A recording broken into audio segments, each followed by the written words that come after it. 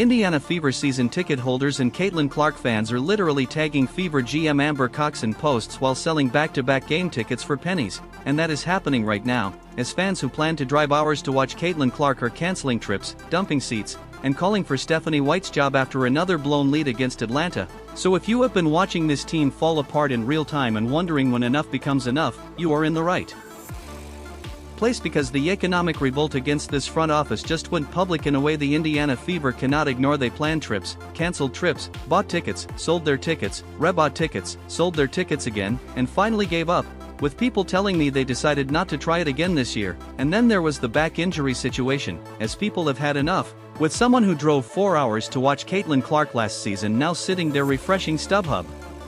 They planned trips, they canceled trips, they bought tickets, they sold their tickets, they rebought tickets, they sold their tickets again, they finally gave up. People have told me, we decided to not try it again this year. All right, then there was the, is there a back injury, not a back injury situation. People have had enough, folks. Trying to offload 2 seats for less than what they paid to park, and that is the story right now, not the loss to Atlanta itself but what happened the morning after it, because when Clark arrived in Indiana, Fever games did not just sell out but sold out fast, with fans building road trip groups around away games, flying in from other states just to say they were in the building, and refreshing waitlist pages hoping someone dropped a seat. And this was not casual interest but the kind of crowd energy that franchises spend decades trying to manufacture, and Indiana got it almost overnight because of one player. What does it mean when that same fan base starts flooding resale markets within 48 hours of a loss, as seats that sold for multiples of face value 6 months ago are now listed below face, and some are going for as low as less than $10 on resale platforms right now, not discounted or marked down a little but literal pennies on the dollar for tickets to watch the Stephanie White needs to go. Watching Caitlin Clark go crazy yesterday in the first quarter, oh folks, it brought us back to 24. Oh, it brought us back to the good old days. Cook, CC, cook. Cook, CC, cook. And then Stephanie White, she started tweaking, doing that tweaking thing on the sideline. She started sniffing. She had that tinkle, that twinkle in her eye that said, oh, this will be a great time to give Kelsey Mitchell the ball. In women's basketball, and the post that spread fastest came from a season ticket holder named John Michael, who travels to games with his daughter and publicly announced he was selling his tickets for the July 17th and 18th home games against the New York Liberty and Seattle Storm, and he tagged Amber Cox directly in the caption, not just venting to his followers but putting the Fever's own GM on notice in front of thousands of people, and the caption spread because it was not just frustration but a specific call out of the front office's decision-making, as he confirmed he sold the tickets through the Ticketmaster quick sale option at 50 cents on the dollar, meaning he took a real financial loss just to get out, while another fan from Washington who planned to fly in for her 68th birthday started weighing canceling flights and hotels entirely because there is just no hope in this coaching staff right now. The Pacers ownership better be paying attention.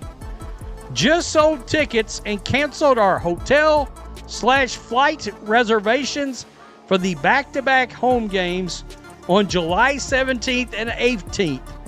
They had tickets to 2 games. My daughter and I have flown in 2 years in a row. We're both so tired of watching terrible basketball. And fan groups that spent last season organizing watch parties and coordinating road trips have gone quiet or shifted into frustration threads, and the grassroots enthusiasm that made Fever games must-see TV is turning into something the organization cannot just ride out. What makes all of this genuinely alarming for Indiana is that the Fever themselves started discounting tickets. So a franchise that ran legitimate waitlists is now running a clearance sale on seats to watch the best women's oh, this will be a great time to give Kelsey Mitchell the ball and just ruin everybody's good time. Kelsey Mitchell, it's all about Kelsey Mitchell. It's not about Caitlin Clark. It's not about the fans. It's not even about winning games.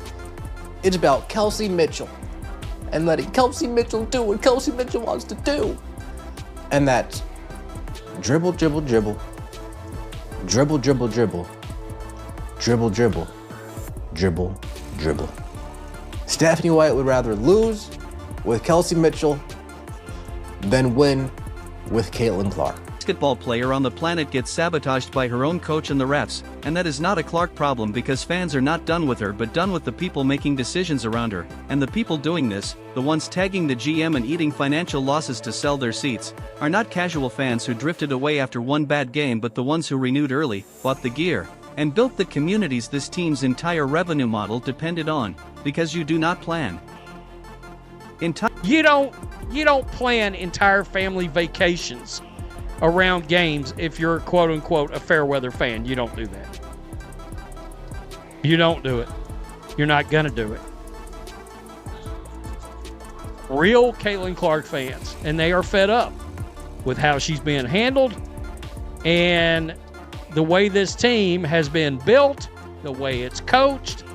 You name entire family vacations around games. If you are a fair weather fan, Caitlin Clark dropped 26 points and 7 assists against Atlanta, and Indiana still lost by 17. So the question is not whether Clark showed up, because she absolutely did, but why Stephanie White kept making decisions that took the ball out of her hands at the exact moments it hurt most. As Clark went off in the first quarter with 13 points on 3 of 4 shooting from 3, and the Fever put up a season-high 39 points in that opening period alone, going into halftime with a 59-56 lead, and that is Clark doing what Clark does, manufacturing offense and dragging this team into a position to win. But then the second half started and Indiana scored only 15 points in the entire third quarter, while Atlanta went on a 28-5 run, which is 15 points in a quarter after leading at halftime. The moment fans keep rewatching is a sideline exchange in the third. The Indiana Fever were just decimated by the Atlanta Dream. Absolutely decimated after Caitlin Clark with a historic first quarter. A historic first quarter. She dropped 13 points in the first quarter. I mean, just look at this. 13 points in the first quarter. 5 for 6 from the field. 3 for 4 from the three-point. She's the quarter with 8:41 left, with Indiana still up by 5 and Clark sitting at 19 points with only 2 turnovers, as White got animated with her on the sideline after a foul call and Clark came back onto the floor visibly deflated, and Atlanta then went on a 13-0 run while Clark committed 5 more turnovers in that quarter alone, with one source describing the exchange as White spitting poison on her, and the body language after that moment is hard to read any other way, as fans have been calling this the Caitlin's arguing with the coaching staff. She's trying to talk. I see she was talking to Austin Kelly right here once again.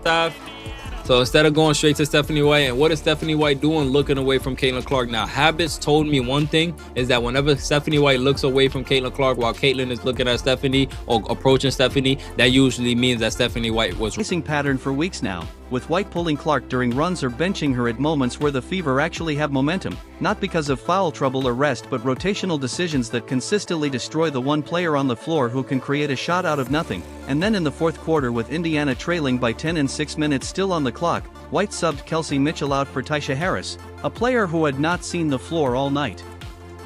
And that is not a rotation but a white flag with 6 minutes left, and Caitlin Clark, still in uniform. White's post-game press conference leaned on her 3A's framework of awareness, anticipation, and active defending, and none of that is wrong in theory, but Indiana was not executing any of it, and her answer was a process explanation when fans wanted an accountability moment, as the defensive breakdowns against Atlanta are partly a roster problem because Indiana does not have the rim protection to stop a team that whenever Caitlin Clark is looking at Stephanie White to say, "I told you so," Stephanie White can never make eye contact with her. Caitlin Clark is always voicing her opinions to Austin Kelly because Stephanie White won't hear a damn thing. It attacks the paint the way Atlanta does, but White's adjustments came way too late and the deficit was already double digits before she changed anything meaningful. And what is driving fans to StubHub is not this one game but that this structure keeps repeating, with Clark building momentum, coaching decisions chipping away at it, and Indiana ending up on the wrong end of a run they had no answer for, and the Atlanta game just happened to be the one where people finally stopped tolerating it. Coaching decisions and defensive breakdowns do not explain everything that happened in that game, because Indiana got whistled for 29 fouls while Atlanta got called for 24, and the Dream shot 31 free throws while the Fever shot 21, and that 10-attempt gap does not sound massive until you watch the game and see exactly when those calls came and who they came against, as fans are pulling up side-by-side clips right now of Clark driving into contact and getting nothing while Dream players draw fouls on lighter contact of possession later, and stack enough of those plays together and you cannot call it random anymore. with Clark herself putting it plainly after the game by saying it is really hard to do that when all we do is foul and they score, and she specifically called out how the foul trouble spoiled Indiana's transition game in the second half entirely, which is not a player venting but describing exactly how the whistle changed the. They called foul after foul after foul after foul when nobody was getting touched. But when Caitlin Clark did that same drive to the hole and was getting hit all game, they didn't call that foul. When Kelsey Mitchell goes up for a layup and is getting pulled from behind, her hand hits Ryan Howard in the face and she gets a technical. But when Angel Reese goes up for a layup and elbows somebody for the third time in 2 games, no upgrade on Angel Reese. Structure of the game. The ghost foul situation is what has really got fans fired up because there are clips circulating of Clark getting called for fouls on plays where her hands were completely clean, and those calls did not come at random moments but at moments where putting Clark in foul trouble would hurt Indiana the most, and that timing is hard to dismiss. And then there is the challenge situation, which was its own disaster, as Stephanie White did use a challenge successfully on a Sophie Cunningham foul call, so she was not completely asleep at the wheel, but she did not challenge Aaliyah Boston's 5th foul, and that one really stung, because analysts watching the game noted the contact on Boston's 5th foul was marginal at best, the kind of call you challenge when it is a star player in a close game, since the threshold for using a challenge on a call like that should be lower and not higher, and Boston sat out critical minutes because of it, while Indiana's interior presence disappeared. Watch this film, and I'm going to show you how the double standard is crazy. But both players hit Caitlin Clark's arms. She comes through and still makes the bucket. And then Angel Reese has something to say. Always. Like, she annoys me. Caitlin Clark hits a 3. I think that's the most open she's been the entire season. And look at, here's a moving screen. Do you see how she moves her leg out to get that screen on Caitlin Clark? That's an illegal screen. Right when Atlanta was building the run that broke the game open, and WNBA officiating is already under a microscope across the whole league, so Indiana fans making noise about this are not operating in isolation, as the credibility around referee consistency has been shaky for a while now.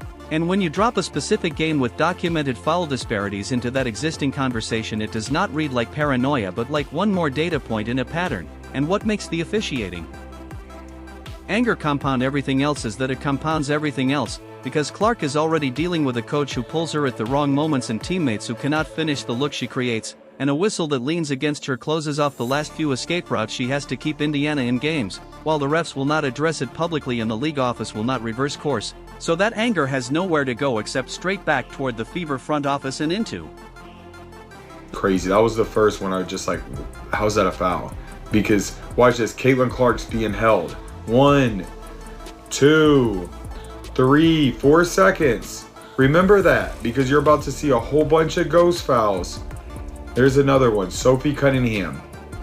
Every single play, we're trying to build a lead, but we can't because the refs stop the game every single second when nobody's. The StubHub listings piling up by the hour. 26 points and 7 assists in a 17-point loss is the whole story right there, because Clark did her job and then some, and the people around her did just enough wrong to make sure it did not matter, as Clark went 8 of 16 from the field and 5 of 10 from 3, creating open looks all night for teammates who could not do anything with them, and she was reading the defense correctly, making the right pass, hitting her spots, and putting. Like, this is her. She was smiling at the end of the first quarter. You know what I'm saying? Happy as hell, hitting threes. Look at the defenders' faces looking like they was on the verge of crying, on the verge of tears.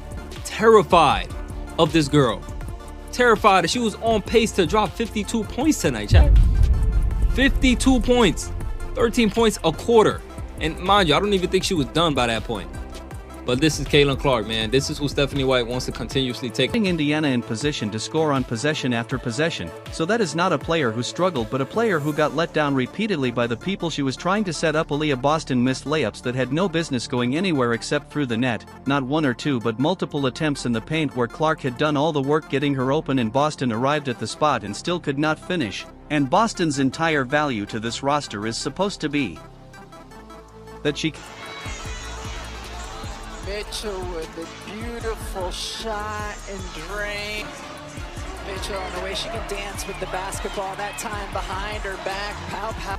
Converts exactly those looks as the reliable interior presence who cleans up what Clark creates, but against Atlanta she could not do it when Indiana needed it most, and Kelsey Mitchell had stretches where she operated like she forgot anyone else was on the floor, holding the ball well past the point where the play Clark had already set up was still available, and those possessions just died as Clark would read something, create the window, and Mitchell would dribble right past it. Which is not bad shooting but a disconnect that costs real points, and Lexi Hull and Monique Billings combined for a performance that would embarrass players on rookie minimum deals, let alone players who collected the offseason money they collected, with Billings specifically being a problem that will not go away quietly because her contract number is not a secret and her production against Atlanta's paint attack was basically zero in the moments that actually mattered. Billings gives it up, Hull flags it down, Clark coming back to it. Circling, dishing, Hines Allen hitting on the jumper.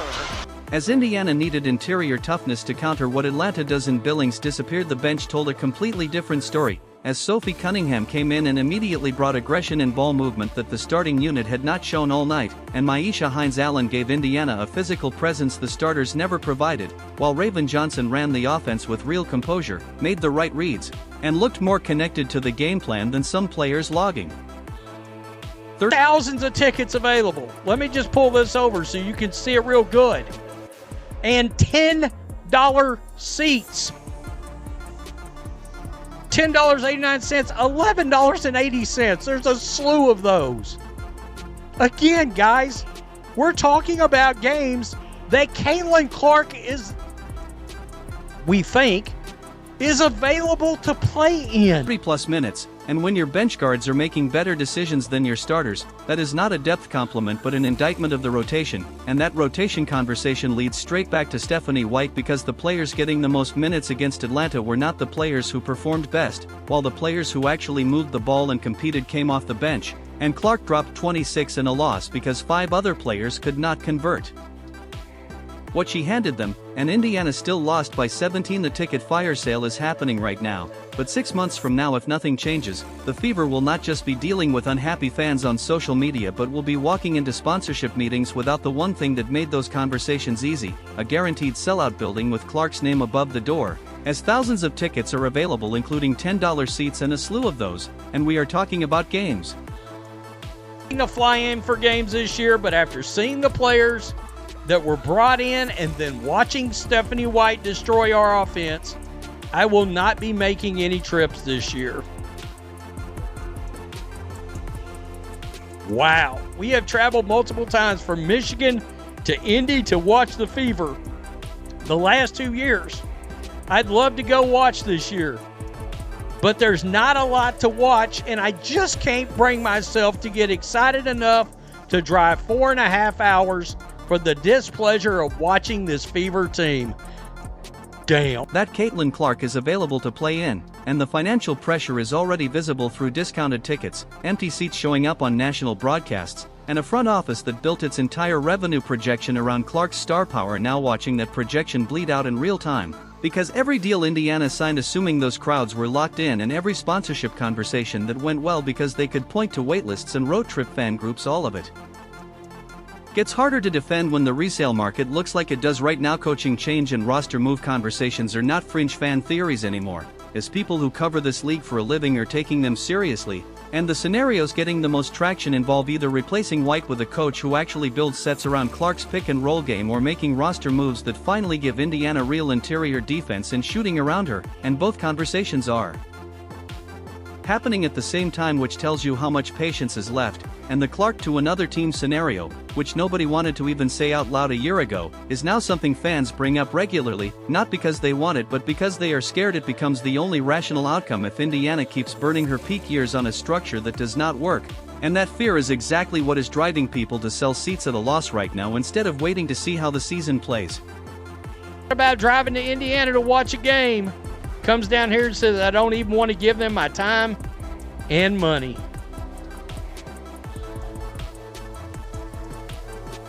I mean, seriously. I canceled our trip as well, sold the tickets to Ticketmaster for a loss. Absolutely, until you fire Stephanie White and the staff and yourself. What 2026 actually looks like with the right moves in place is worth thinking about clearly, as Clark at full health running pick and roll in a system built for her with a coach who does not bench her during critical runs and teammates who convert the look she creates as an MVP race player on a team that belongs in a championship conversation. And that version of Indiana is absolutely real, but it just requires the front office to make decisions that match what the fan base is screaming at them right now. And every ticket listed at a loss is a data point Amber Cox has to account for, because the Fever's financial model for the next several years runs entirely on Clark's star power translating into attendance, sponsorship deals, and media value. And fans doing this are not casual viewers but the core, sending a message with their wallets that is harder to ignore than any tweet, as Indiana has something most franchises spend decades chasing: a generational player in her prime and a fan base that already proved it will pack buildings for her. And whether the front office treats the boycott as a real warning or waits for it to fade, the next home game's resale prices will answer that question before any press release does, because the fans tagging Amber Cox while selling their seats are not done with Caitlin Clark but done writing checks to a front office that keeps putting her in positions to lose, and that is a very different thing.